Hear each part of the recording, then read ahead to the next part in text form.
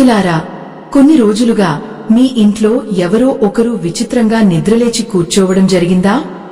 అర్ధరాత్రి ఒక్కసారిగా గడియారం ఆగిపోవడం చూశారా? ఎప్పుడు నవ్వుతూ ఉండే మనిషి అకస్మాత్తుగా మౌనంగా మారిపోవడం గమనించారా?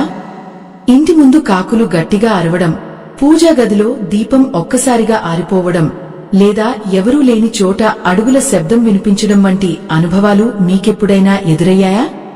చాలామంది ఇవన్నీ యాదృచ్ఛికమని భావిస్తారు. కానీ ధర్మశాస్త్రాలు మాత్రం ఇలా చెప్పవు. మనిషి జీవితంలో కొన్ని క్షణాలు రావడానికి ముందు ప్రకృతి ముందే సంకేతాలు ఇస్తుందని పెద్దలు చెబుతారు. ముఖ్యంగా చివరి 24 గంటల ముందు కనిపించే సూచనల గురించి పురాణాల్లో ఎన్నో గూఢ రహస్యాలు ఉన్నాయి. ఒక తల్లి తన కుమారుడి ముఖాన్ని చూసి కారణం లేకుండానే ఏడవడం, ఒక వృద్ధుడు అకస్మాత్తుగా తనకు ఎంతో ఇష్టమైన వస్తువులను ఇతరులకు పంచిపెట్టడం, కొందరు తమకు తెలియకుండానే దూరంగా వెళ్లిపోయిన వారిని తలచుకుని మౌనంగా కూర్చోవడం, ఇవన్నీ కేవలం మనసు కల్పించిన భావాలా, లేక దేవుడు ముందే ఇచ్చే హెచ్చరికలా? ఈ రహస్యాన్ని తెలుసుకున్నవాళ్లు జీవితాన్ని చూసే చూపే మార్చుకున్నారని అంటారు. ఎందుకంటే ప్రతి సూచన వెనుక ఒక ఆధ్యాత్మిక సంకేతం దాగి ఉంటుంది. ఒకప్పుడు తూర్పుగోదావరి ప్రాంతంలో జరిగిన ఒక నిజ సంఘటనను పెద్దలు ఇప్పటికీ భయభక్తులతో చెప్పుకుంటారు. ఆ గ్రామంలో రామమూర్తి అనే మధ్యతరగతి వ్యక్తి ఉండేవాడు. అతను ఎంతో కష్టపడి తన కుటుంబాన్ని పోషించేవాడు. కాని ఒకరోజు నుంచి అతని జీవితంలో విచిత్రమైన మార్పులు మొదలయ్యాయి. ప్రతిరోజూ ఉదయం సూర్యోదయానికి ముందే లేచే అతను ఒక్కసారిగా రాత్రివేళల్లో భయంతో మేల్కొని కూర్చునేవాడు. ఇంటి గోడపై వేలాడుతున్న గడియారం అర్ధరాత్రి 12 గంటలకు ఆగిపోవడం మొదలైంది. మొదట ఇవన్నీ చిన్న విషయాలేనని అతని భార్య భావించింది. కాని ఆ తరువాత జరిగినది మాత్రం ఆమె గుండెల్లో వణుకు పుట్టించింది. ఒకరోజు పూజ చేస్తున్నప్పుడు ఇంటి దీపం 3 సార్లు ఆరిపోయింది. గాలి కూడా లేకపోయినా ఆ వెలుగు ఒక్కసారిగా చీకటిలో కలిసిపోయింది. అదే రాత్రి రామమూర్తి తన చిన్న కుమారుడిని దగ్గరకు తీసుకుని, ఎప్పుడూ అమ్మను ఒంటరిగా వదిలేయకు అని చెప్పాడు. అతని మాటల్లో ఏదో విచిత్రమైన దిగులు కనిపించింది. మరుసటి ఉదయం అతను తన పాత స్నేహితులందరినీ కలవాలని పట్టుబట్టాడు. ఎన్నో సంవత్సరాలుగా మాట్లాడని వారిని కూడా చూసి మౌనంగా నవ్వాడు. అది చూసిన వాళ్లు ఇవాళ ఇతనికి ఏమైందో అని ఆశ్చర్యపోయారు. కాని గ్రామంలోని ఒక వృద్ధ పండితుడు మాత్రం దూరం నుంచి అతన్ని గమనిస్తూ ఉండిపోయాడు. ఎందుకంటే ధర్మశాస్త్రాల్లో ఒక మాట ఉంది, ప్రకృతి పలికే మౌన సంకేతాన్ని గమనించినవాడే కాలగమనాన్ని అర్థం చేసుకోగలడు. ఆ పండితుడు రామమూర్తిని పిలిచి ఒక ప్రశ్న అడిగాడు. నిన్న రాత్రి నీకు ఎవరైనా పాతవాళ్లు కలలో కనిపించారా? ఆ ప్రశ్న విన్న వెంటనే రామమూర్తి ముఖం తెల్లబడిపోయింది. ఎందుకంటే అతను రాత్రి తన తండ్రిని కలలో చూశాడు. చాలా సంవత్సరాల క్రితమే దూరమైన తన తండ్రి తెల్లని వస్త్రాలు ధరించి నిశ్శబ్దంగా తన వైపు చూస్తూ కనిపించాడు. ఆ కలలో ఒక్క మాట కూడా మాట్లాడలేదు. కాని ఆ చూపు అతని గుండెల్లో భయం నింపింది. పెద్దలు చెబుతారు, పూర్వీకులు మౌనంగా కలలో కనిపించడం అనేది కేవలం కల కాదు, అది ఒక సంకేతం కావచ్చని. అదే సమయంలో ఆ ఇంటి వెనుక ఉన్న తులసి మొక్క ఒక్కసారిగా వాడిపోవడం మొదలైంది. ఎంత నీళ్లు పోసినా ఆకులు పచ్చబడలేదు. రామమూర్తి భార్య భయంతో దేవాలయానికి వెళ్లి దీపం వెలిగించింది. అక్కడ ఉన్న వృద్ధ పూజారి ఆమెను చూసి, ఇంట్లో ఎవరో చాలా మౌనంగా మారిపోయారా అని అడిగాడు. ఆ మాట విన్న ఆమె కళ్లలో నీళ్లు తిరిగాయి. ఎందుకంటే గత 24 గంటలుగా రామమూర్తి ప్రవర్తన పూర్తిగా మారిపోయింది. అతను పిల్లలతో ఎక్కువసేపు గడపడం, పాత జ్ఞాపకాలను గుర్తు చేసుకోవడం, ఇంటి ప్రతి మూలను నిశ్శబ్దంగా చూస్తూ ఉండటం మొదలుపెట్టాడు. అది చూసిన వాళ్లందరికీ అర్థం కాని భయం కలిగింది. కాని అసలు రహస్యం ఇంకా బయటపడలేదు. ఆ రాత్రి రామమూర్తి మళ్లీ ఒక భయంకరమైన సంకేతాన్ని చూడబోతున్నాడని ఎవరికీ తెలియదు. ఆ రోజు సాయంత్రం గ్రామం మొత్తం మబ్బులతో కమ్ముకుంది. ఎండాకాలం అయినప్పటికీ ఆకాశం ఒక్కసారిగా నలుపెక్కిపోయింది. ఇంటి ముందున్న చెట్టుమీద కాకులు విచిత్రంగా అరవడం మొదలుపెట్టాయి. రామమూర్తి భార్య లక్ష్మమ్మకు గుండెల్లో ఏదో తెలియని భయం పెరుగుతూ వచ్చింది. పిల్లలు బయట ఆడుకుంటుంటే కూడా ఆమె వారిని దగ్గరకు పిలిచి ఇంట్లో కూర్చోబెట్టింది. ఎందుకో ఆ రోజు ఇంటి వాతావరణమే మారిపోయినట్టుగా అనిపించింది. రామమూర్తి మాత్రం ఇంటి మేడమీద ఒంటరిగా కూర్చుని ఆకాశం వైపు చూస్తూ ఉన్నాడు. అతని కళ్లలో ఒక విచిత్రమైన ప్రశాంతత కనిపించింది. కాని ఆ ప్రశాంతత వెనుక దాగి ఉన్న బాధను అతని భార్య గమనించింది. కొద్దిసేపటికి అతను మెల్లగా కిందికి వచ్చి తన పాత పెట్టెను తెరిచాడు. అందులో ఉన్న పాత ఫోటోలు, తన తండ్రి వాడిన జపమాల, చిన్నప్పటినుంచి దాచుకున్న కొన్ని జ్ఞాపకాలను బయటకు తీసి చూస్తూ నిశ్శబ్దంగా కూర్చున్నాడు.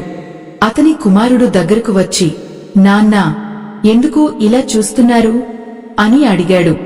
రామమూర్తి ఒక్కసారిగా చిరునవ్వు నవ్వి, మనిషి జీవితంలో కొన్ని జ్ఞాపకాలు చివరి వరకు మనసు వదిలిపోవు బాబూ అని మాత్రమే అన్నాడు. ఆ మాట విన్న లక్ష్మమ్మ గుండెల్లో తెలియని వణుకు పుట్టింది. ఎందుకంటే గతంలో అతను ఎప్పుడూ ఇలాంటి మాటలు మాట్లాడలేదు. ఆ రాత్రి భోజనం సమయంలో మరో విచిత్రమైన సంఘటన జరిగింది.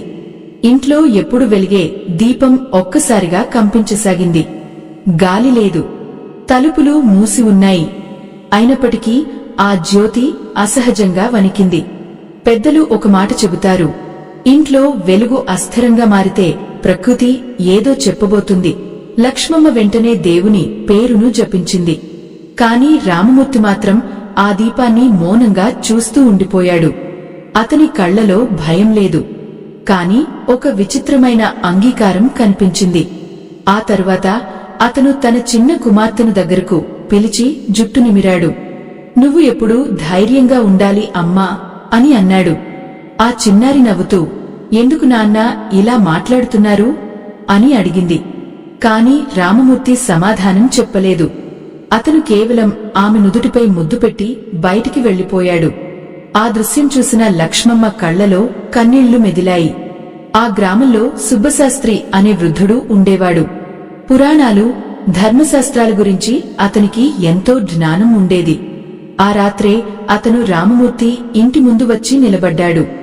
అతన్ని చూసిన లక్ష్మమ్మ, మీరు ఈ సమయానికి ఎందుకు వచ్చారు అయ్యా అని అడిగింది. అప్పుడు సుబ్బశాస్త్రి మెల్లగా అన్నాడు, కొన్ని సంకేతాలు ప్రకృతి ముందే చూపిస్తుంది అమ్మా, వాటిని గమనించేవాళ్లు చాలా తక్కువ. అతను రామమూర్తిని పక్కకు తీసుకెళ్లి ఒక ప్రశ్న అడిగాడు. ఈ మధ్య నీకు నీడలు వేరేలా కనిపిస్తున్నాయా? ఆ మాట విన్న వెంటనే రామమూర్తి ఒక్కసారిగా కంగారు పడ్డాడు. ఎందుకంటే గత 2 రోజులుగా అతను ఒక విచిత్రమైన అనుభవం ఎదుర్కొంటున్నాడు.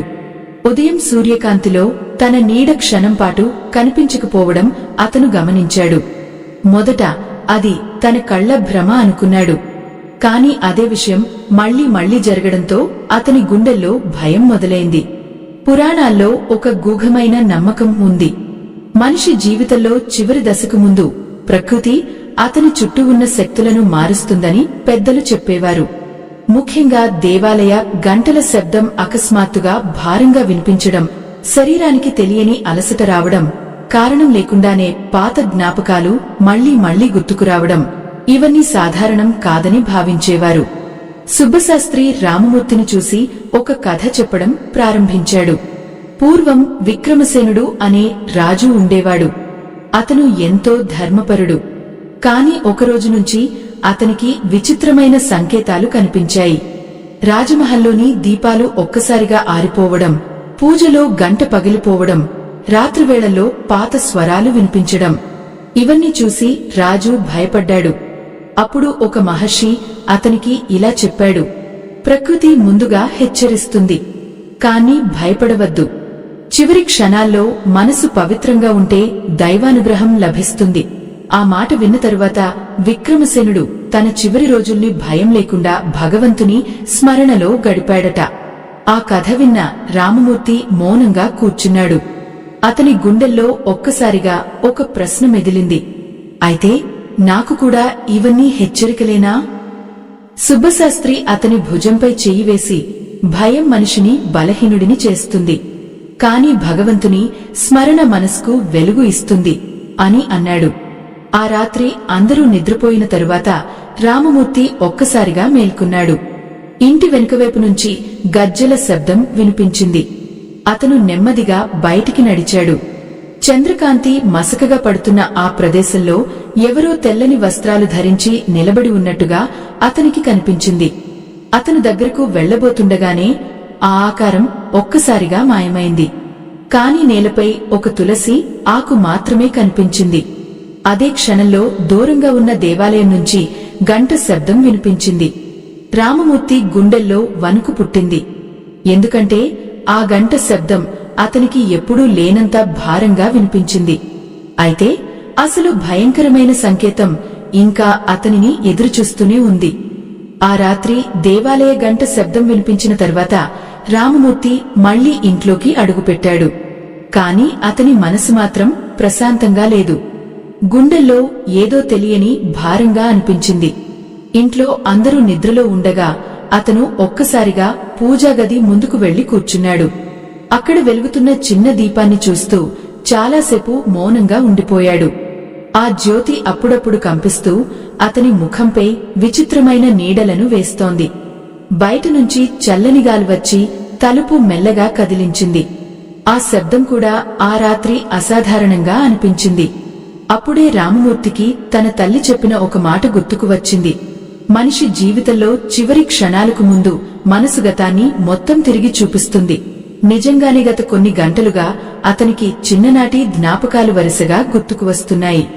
చిన్నప్పుడు తండ్రి చేత పట్టుకుని దేవాలయానికి వెళ్లిన రోజులు, అమ్మ చేతిలో తిన్న అన్నం, మొదటిసారి తన పిల్లలను చేతిలోకి తీసుకున్న క్షణం అన్నీ ఒక్కొక్కటిగా అతని కళ్ల ముందు ప్రత్యక్షమయ్యాయి. ఉదయం అయ్యేసరికి అతను చాలా అలసిపోయినట్టుగా కనిపించాడు. కాని ఆశ్చర్యకరంగా అతని ముఖంలో ఒక మృదువైన వెలుగు కనిపించింది. లక్ష్మమ్మ భయంతో డాక్టర్ దగ్గరకు వెళ్దామా అని అడిగింది. కాని రామమూర్తి తల ఊపి నాకు ఏమీ కాదు అని అన్నాడు. అయినప్పటికీ అతని కళ్లలో ఏదో దూరంగా చూస్తున్న భావం కనిపించింది. ఆ రోజు మధ్యాహ్నం మరో విచిత్రమైన సంఘటన జరిగింది. ఇంటి ముందున్న పాత వేప చెట్టు మీద ఒక్కసారిగా తెల్లని పక్షి వచ్చి కూర్చుంది. ఆ గ్రామంలో అలాంటి పక్షిని ఎప్పుడూ ఎవరూ చూడలేదు. అది చాలాసేపు ఇంటివైపు చూస్తూ నిలబడి ఉంది. గ్రామంలోని పెద్దవాళ్లు దాన్ని గమనించి ఆశ్చర్యపోయారు.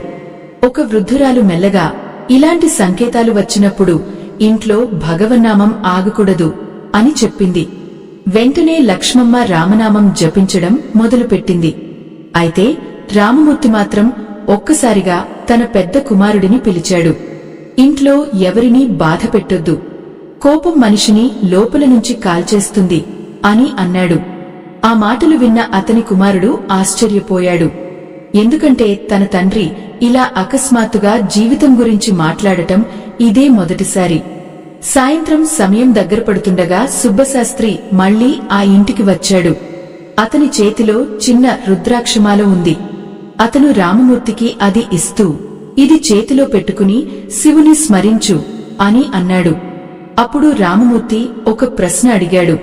మనిషికి ముందే ఎందుకు సంకేతాలు కనిపిస్తాయి అయ్యా? సుబ్బశాస్త్రి లోతుగా నిట్టూర్చి ఇలా చెప్పాడు. దేవుడు మనిషిని ఒక్కసారిగా చీకటిలోకి నెట్టడు బాబూ. ముందుగా మనసును సిద్ధం చేస్తాడు. అందుకే కొందరికి విచిత్రమైన కలలు వస్తాయి, కొందరికి పూర్వీకులు గుర్తుకు వస్తారు, ఇంకొందరు ఒక్కసారిగా తమవాళ్లందరినీ ప్రేమగా చూసుకోవడం మొదలు పెడతారు. ఇవన్నీ భయపెట్టడానికి కాదు, జీవితం ఎంత అమూల్యమో గుర్తు చేయడానికి. ఆ మాటలు విన్న లక్ష్మమ్మ ఒక్కసారిగా ఏడవడం ప్రారంభించింది. ఆమె గుండెల్లో భయం మరింత పెరిగింది. కాని సుబ్బశాస్త్రి ఆమెను ఆపి ఏడవద్దు అమ్మా, మనసు ధైర్యంగా ఉంచు అని చెప్పాడు. అప్పుడే రామమూర్తి ఒక్కసారిగా బయటికి నడిచాడు. ఇంటి వెనుక ఉన్న తులసి చెట్టు దగ్గరకు వెళ్లి మౌనంగా నిలబడ్డాడు. అక్కడ నేలపై నిన్న రాత్రి కనిపించిన అదే తులసి ఆకు ఇంకా ఉంది. అతను దాన్ని చేతిలోకి తీసుకున్న క్షణంలో దూరంగా మేఘాలు గర్జించాయి. ఆకాశం చీకటిగా మారింది. అదే సమయంలో అతని చెవిలో ఎవరో మెల్లగా సమయం దగ్గర పడుతోంది అని చెప్పినట్టుగా అనిపించింది. వెంటనే అతను వెనక్కి తిరిగి చూశాడు. కాని అక్కడ ఎవరూ లేరు. అతని శరీరం మొత్తం చెమటతో తడిసిపోయింది. గుండె బలంగా కొట్టుకుంది. అతను పరుగెత్తుకుంటూ ఇంట్లోకి వచ్చాడు. లక్ష్మమ్మ భయంతో ఏమైంది అని అడిగింది. కాని అతను మాట మాట్లాడలేదు. కేవలం పూజా గదిలోకి వెళ్లి శివుని విగ్రహం ముందు మోకాళ్లపై కూర్చున్నాడు. అతని కళ్లలో కన్నీళ్లు నిండిపోయాయి. అప్పుడు సుబ్బశాస్త్రి ఒక్కసారిగా గంభీరంగా అన్నాడు, ఇప్పుడే ఒక పని చేయాలి. ఇంట్లో అందరూ కలిసి మహామృత్యుంజయ మంత్రం జపించండి. ఆ మాట విన్న వెంటనే అందరూ భయంతో జపం మొదలుపెట్టారు. ఆ ఇంట్లో మొదటిసారి అంత తీవ్రంగా భగవన్నామం వినిపించింది. ఆ శబ్దం మధ్యలో రామమూర్తి ఒక్కసారిగా కళ్లు మూసుకుని కూర్చున్నాడు. అతని ముఖం ప్రశాంతంగా మారిపోయింది. కాని అదే సమయంలో బయట తలుపు దగ్గర ఎవరో మెల్లగా తట్టిన శబ్దం వినిపించింది. ఆ శబ్దం విన్న వెంటనే సుబ్బశాస్త్రి ముఖం ఒక్కసారిగా మారిపోయింది. ఎందుకంటే ఆ సమయంలో ఆ గ్రామానికి ఎవరూ రావడం అసాధ్యం. మీకు కూడా ఇలాగే ఏదైనా విచిత్రమైన సంకేతం జీవితంలో ఎదురే ఉంటే కామెంట్స్ లో ఓం నమః శివాయ అని రాయండి. తలుపు బయట నిలబడి ఉన్న ఆ అనామక వ్యక్తి ఎవరూ తెలిసిన క్షణమే ఆ ఇంట్లో ఉన్న ప్రతి ఒక్కరి గుండెల్లో భయం స్థిరపడిపోయింది. లక్ష్మమ్మ చేతులు వణుకుతూ తలుపు దగ్గరకు నడిచింది. బయట నుంచి మళ్లీ మెల్లగా తట్టిన శబ్దం వినిపించింది. ఆ శబ్దంలో ఆత్రం లేదు, కోపం లేదు, కాని ఏదో అర్థం కాని గంభీరత ఉంది. ఇంట్లో మహామృత్యుంజయ మంత్రం జపం కొనసాగుతూనే ఉంది. రామమూర్తి మాత్రం కళ్లు మూసుకుని శివుని విగ్రహం ముందు కూర్చున్నాడు. అతని పెదవులు మెల్లగా ఓం త్ర్యంబకం యజామహే అని జపిస్తున్నాయి. సుబ్బశాస్త్రి మెల్లగా ముందుకు వచ్చి తలుపు తెరిచాడు. బయట వర్షపు చినుకులు పడుతున్నాయి. కాని అక్కడ నిలబడి ఉన్న వ్యక్తిని చూసిన క్షణంలో అతని ముఖం ఒక్కసారిగా తెల్లబడిపోయింది. అది గ్రామానికి చెందిన పోస్ట్ మాస్టరు వెంకయ్య. కాని అతని కళ్లలో భయం కనిపిస్తోంది. చేతిలో పాత సంచిని పట్టుకుని అతను లోపలికి అడుగుపెట్టాడు.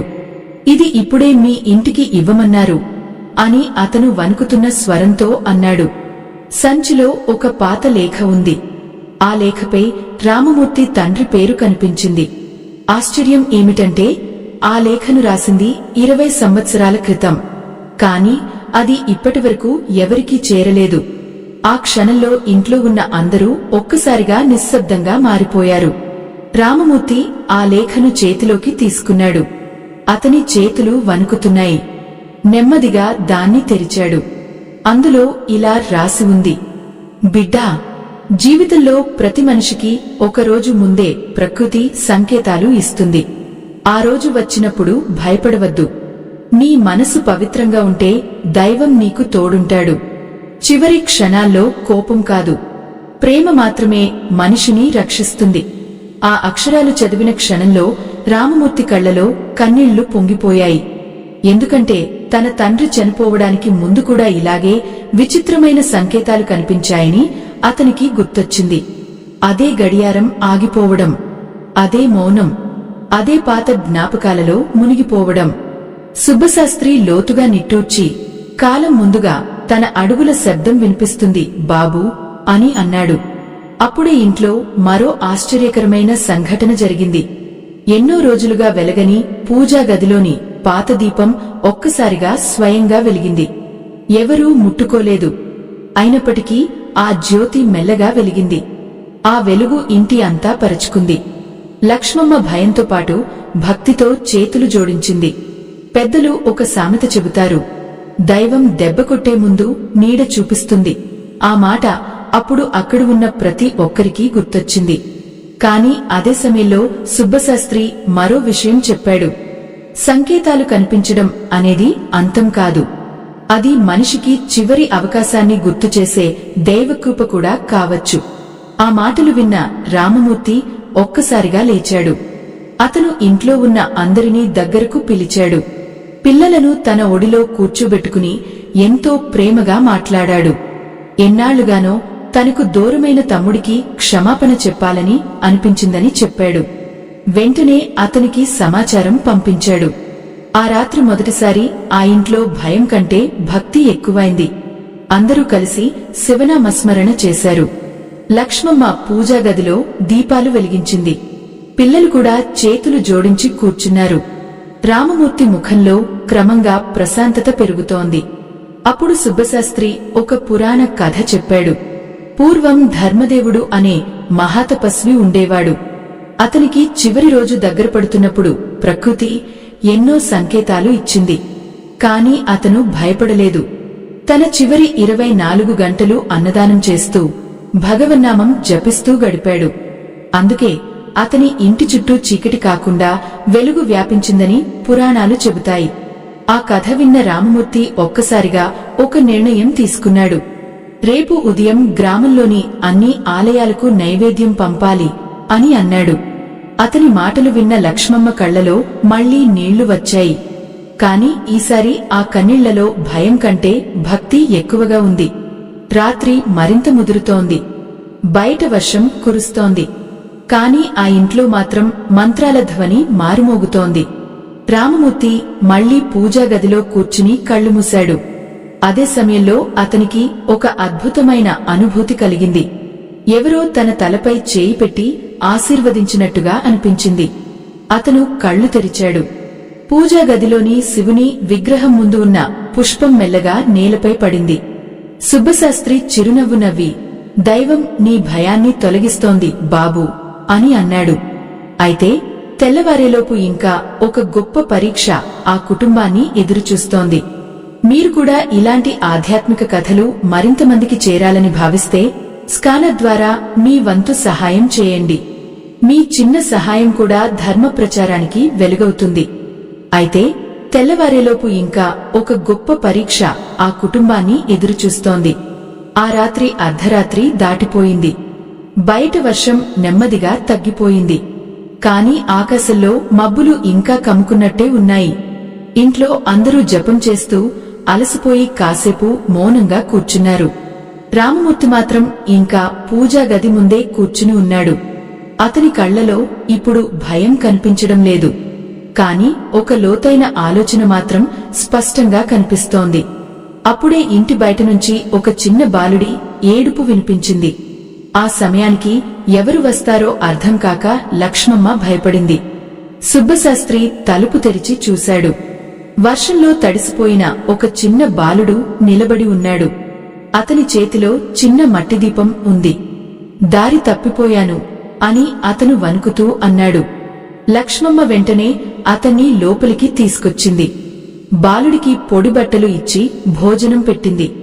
కాని రామమూర్తి మాత్రం ఆ బాలుడిని చూసిన క్షణంలో ఒక్కసారిగా కంగారు పడ్డాడు. ఎందుకంటే ఆ బాలుడి కళ్లలో అతనికి తన చిన్ననాటి రూపం కనిపించినట్టుగా అనిపించింది. బాలుడు మౌనంగా భోజనం చేస్తూ ఉండగా సుబ్బశాస్త్రి అతన్ని అడిగాడు, నీ ఇల్లు ఎక్కడ బాబూ? ఆ బాలుడు మెల్లగా నవ్వి, ప్రతి మనిషి వెళ్లాల్సిన దారిలోనే ఉంది అని అన్నాడు. ఆ మాట విన్న వెంటనే అక్కడ ఉన్న అందరూ ఒక్కసారిగా ఒకరినొకరు చూసుకున్నారు. ఎందుకంటే ఆ చిన్న వయసులో అలాంటి మాటలు ఎవరూ మాట్లాడరు. అప్పుడే ఆ బాలుడు చేతిలో ఉన్న మట్టి దీపాన్ని రామమూర్తి ముందు పెట్టాడు. ఇది ఆరిపోకుండా కాపాడుకోండి అని చెప్పాడు. ఆ దీపం వెలుగు చాలా విచిత్రంగా ఉంది. చిన్న జ్యోతి అయినప్పటికీ అది ఇంటి అంతా ప్రకాశింపజేస్తున్నట్టుగా అనిపించింది. పురాణాల్లో ఒక నమ్మకం ఉంది. చివరి 24 గంటల ముందు దైవం కొందరికి సాధారణ రూపాల్లో దర్శనమిస్తుందని పెద్దలు చెప్పేవారు. కొన్నిసార్లు వృద్ధుడిగా, కొన్నిసార్లు బాలుడిగా, మరికొన్నిసార్లు యాచకుడిగా. కాని ఆ రూపాన్ని గుర్తించేది భయపడని మనసే అని వారు నమ్మేవారు. రామమూర్తి మెల్లగా ఆ బాలుడిని అడిగాడు, నువ్వెవరు బాబూ? అతను చిన్నగా నవ్వి, ప్రకాశం ఉన్న చోట చీకటి నిలవదు కదా అని మాత్రమే అన్నాడు. ఆ మాటలు విన్న సుబ్బశాస్త్రి కళ్లలో ఆశ్చర్యం మెదిలింది. ఎందుకంటే అదే మాట ఒక పురాతన శివపురాణంలో ఉన్న శ్లోకానికి అర్థం.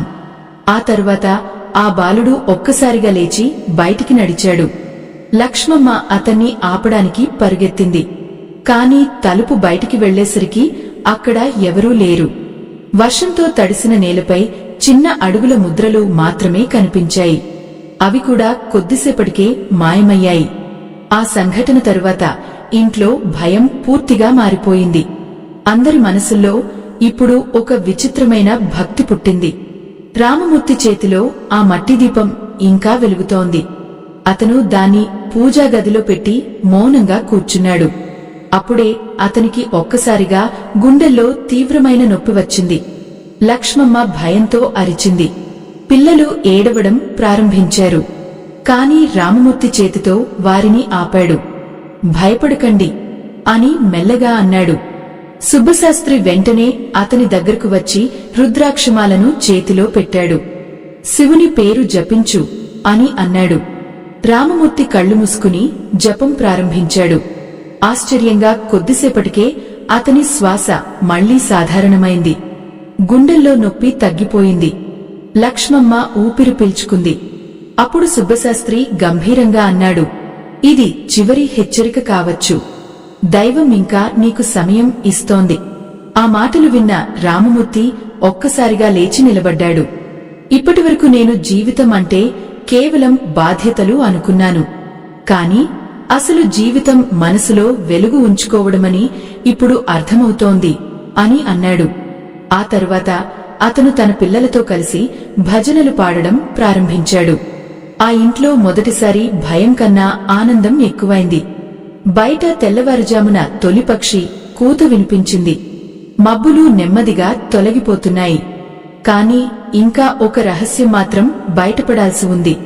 రామమూర్తి చేతిలో ఉన్న ఆ మట్టి దీపం కింద ఒక్కసారిగా ఒక చిన్న తామ్రపత్రం కనిపించింది. దానిపై చెక్కిన మాటలు చూసిన క్షణంలో సుబ్బశాస్త్రి ఆశ్చర్యంతో వెనక్కి తగ్గిపోయాడు. ఆ తామ్రపత్రంపై చాలా పురాతన లిపిలో ఒక వాక్యం చెక్కబడి ఉంది. భయాన్ని జయించిన మనసుకు కాలం కూడా వంగుతుంది. ఆ మాటలు చదివిన వెంటనే సుబ్బశాస్త్రి కళ్లలో నీళ్లు మెదిలాయి. ఎందుకంటే ఇలాంటి తామ్రపత్రాల గురించి అతను పురాణాల్లో మాత్రమే విన్నాడు. పెద్దలు చెబుతారు, కొన్ని దైవ సంకేతాలు మనిషి జీవితాన్ని మార్చడానికి వస్తాయని. అవి భయపెట్టడానికి కాదు, మేల్కొల్పడానికి. అప్పటికే తెల్లవారుజామున వెలుగు క్రమంగా వ్యాపిస్తోంది. రాత్రంతా మబ్బులతో నిండిన ఆకాశం ఇప్పుడు నెమ్మదిగా స్పష్టమవుతోంది. ఇంటి ముందున్న వేప చెట్టుపై పక్షులు కూతలు మొదలుపెట్టాయి. నిన్నటి వరకు భయంతో నిండిపోయిన ఆ ఇంట్లో ఇప్పుడు ఒక అద్భుతమైన ప్రశాంతత కనిపిస్తోంది. రామమూర్తి మౌనంగా ఆ తామ్రపత్రాన్ని చేతిలో పట్టుకుని కూర్చున్నాడు. అతని మనసులో గత 24 గంటల సంఘటనలు ఒక్కొక్కటిగా తిరుగుతున్నాయి. గడియారం ఆగిపోవడం, కలలో తండ్రి కనిపించడం, తులసి ఆకు, మట్టి దీపం పట్టుకుని వచ్చిన ఆ బాలుడు. ఇవన్నీ ఇప్పుడు అతనికి భయంకరంగా అనిపించడం లేదు. అవన్నీ ఒక దారి చూపినట్టుగా అనిపించాయి. అప్పుడు సుబ్బశాస్త్రి మెల్లగా అన్నాడు, బాబూ, చాలామంది సంకేతాలను చూసి భయపడతారు. కాని అసలు రహస్యం భయంలో లేదు. మనసు పవిత్రమవ్వడానికి ప్రకృతి ఇచ్చే చివరి అవకాశం వాటిలో దాగి ఉంటుంది. ఆ మాటలు విన్న రామమూర్తి ఒక్కసారిగా చిరునవ్వు నవ్వాడు. అంటే దేవుడు ముందే హెచ్చరిస్తాడా అయ్యా అని అడిగాడు. సుబ్బశాస్త్రి తల ఊపి, అవును, కాని శిక్షించడానికి కాదు, మనిషి తన జీవితం విలువను గుర్తించడానికి అని అన్నాడు. అప్పుడే రామమూర్తి పిల్లలు పూజా గది దగ్గరకు వచ్చారు. చిన్న కుమార్తె చేతిలో పూలతో నిలబడి, నాన్నా, ఇవాళ మీరు చాలా ప్రశాంతంగా కనిపిస్తున్నారు అని అమాయకంగా చెప్పింది. ఆ మాట విన్న రామమూర్తి కళ్లలో ఆనంద భాష్పాలు మెరిశాయి. అతను తన పిల్లలను దగ్గరకు తీసుకుని, జీవితంలో ఎప్పుడూ ప్రేమను వదలొద్దు అని చెప్పాడు. పెద్దలు ఒక సామెత చెబుతారు, మనసు మంచిదైతే మార్గం చీకటైనా వెలుగవుతుంది. ఆ మాట నిజమేనని ఆ ఇంట్లో ఉన్న ప్రతి ఒక్కరికీ అప్పుడు అర్థమైంది. ఎందుకంటే నిన్నటి వరకు భయంతో వణికిపోయినవారు ఇప్పుడు భక్తితో నిండిపోయారు. కొద్దిసేపటికి రామమూర్తి బయటికి నడిచాడు. ఉదయసూర్యుడు మెల్లగా ఉదయిస్తున్నాడు. ఆ కాంతి అతని ముఖంపై పడింది. అతను చేతులు జోడించి ఆకాశం వైపు చూశాడు. అతని గుండెల్లో ఇక భయం లేదు, కేవలం కృతజ్ఞత మాత్రమే ఉంది. అప్పుడు అతనికి ఒక్కసారిగా ఒక నిజం అర్థమైంది. మనిషి జీవితంలో కనిపించే ప్రతి సంకేతం అంతానికి సూచన కాకపోవచ్చు. కొన్నిసార్లు అది కొత్త ఆరంభానికి పిలుపు కావచ్చు. కోపం విడిచిపెట్టమని, ప్రేమను పంచమని, భగవంతుని స్మరించమని, జీవితం విలువైనదని గుర్తు చేయమని ప్రకృతి చేసే మౌన హెచ్చరిక కావచ్చు. ఆ రోజు నుంచి రామమూర్తి పూర్తిగా మారిపోయాడు. అతను ప్రతి ఉదయం ఆలయానికి వెళ్లడం ప్రారంభించాడు. గ్రామంలోని పేదవారికి సహాయం చేయడం మొదలుపెట్టాడు. ఎన్నాళ్లుగానో మాట్లాడని తన తమ్ముడిని ఇంటికి తీసుకొచ్చాడు. కుటుంబంలో మళ్లీ ఆనందం నిండిపోయింది. గ్రామంలోని ప్రజలు ఇప్పటికీ ఆ సంఘటనను భక్తితో చెప్పుకుంటారు. సంకేతాలు కనిపిస్తే భయపడొద్దు, మనసు పవిత్రంగా ఉంచుకో అని పెద్దలు పిల్లలకు చెప్పేవారు. ఎందుకంటే ఆ రాత్రి రామమూర్తి తెలుసుకున్న గొప్ప రహస్యం ఒక్కటే, భయాన్ని జయించిన మనసుకు దైవం ఎప్పుడూ తోడుంటాడు. అదే సమయంలో సుబ్బశాస్త్రి చివరిసారి ఒక మాట చెప్పాడు. కాలం ఎప్పుడు వస్తుందో మనిషికి తెలియదు, కాని ప్రతిరోజును ప్రేమతో, ధర్మంతో గడిపితే జీవితం పవిత్రమవుతుంది. ఆ మాటలు విన్న రామమూర్తి పూజా గదిలోని మట్టి దీపాన్ని చూసి చిరునవ్వు నవ్వాడు. ఆశ్చర్యంగా ఆ దీపం ఇంకా వెలుగుతూనే ఉంది. మీరు కూడా ఇలాంటి ఆధ్యాత్మిక కథలు మరింత మందికి చేరాలని కోరుకుంటే స్కానర్ ద్వారా మీ వంతు సహాయం చేయండి. ధర్మ ప్రచారానికి మీ చిన్న సహాయం కూడా ఒక దీపంలా మారుతుంది. ఈ ఆధ్యాత్మిక ప్రయాణం ఇక్కడితో ముగిసిపోయింది. స్వస్తి.